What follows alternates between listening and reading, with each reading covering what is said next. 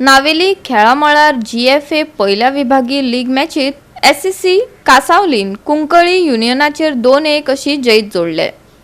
34व्या मिनिटार Ronaldo कुइलोन खिताबा खातीर आडखळ मोडून मॅचीची सुरुवात आक्रमपणान केली। फर्नांडिसाच्या गोलान कासावली युनियनाची बरोबरी केली। SSC कासावलीन पिड्रॉय कार्वालोन 84व्या मिनिटार जैत जोडले। पळोया काय रोमांचक खीण।